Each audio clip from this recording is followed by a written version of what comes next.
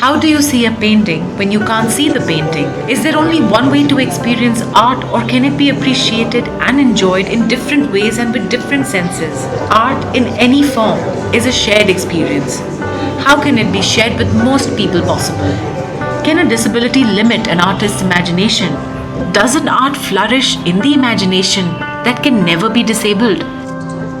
The answers to these questions were at the heart of this year's edition of Art for Hope, which featured 10 differently abled artists, amongst others, as part of the Ability for Dignity program, bringing out different perspectives through the artworks of artists with disabilities, but with one message, that of inclusion.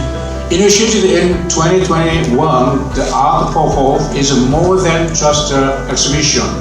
It is a movement that harnesses the power of art to inspire hope, foster empathy, and provoke positive change in the world we live in. This year, we are especially pleased to include 10 incredibly talented and differently abled artists.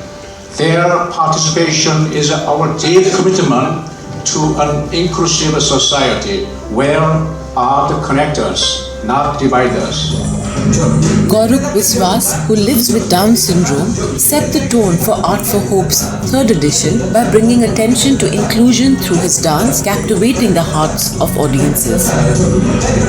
But accessible art isn't just what artists create, it is also how that art is experienced.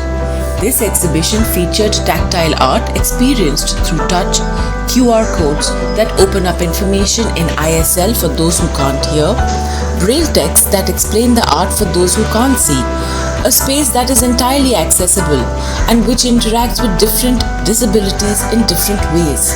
When you design something in a universal way, when you create something in an accessible format, you are going to make sure that it reaches out to a wider group of audience.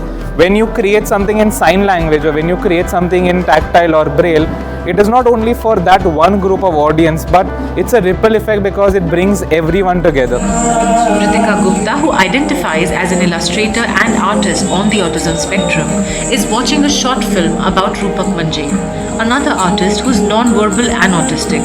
Ritika herself is a recipient of the program's grant, and her artwork is being showcased alongside Rupak Manje's. I am telling people how I see and perceive world. So for the first time, the fear of how people are perceiving me, but how I am telling them that how I am perceiving the world, I am perceiving you, and please try to understand my way of communicating, my perception of things. Ritika's art gives a glimpse into how daily chores can be overwhelming for a person who's on the autistic spectrum. Her voice and the voices of artists who have disabilities showing that the world has immense diversity, but how critical it is to embrace and include all of it.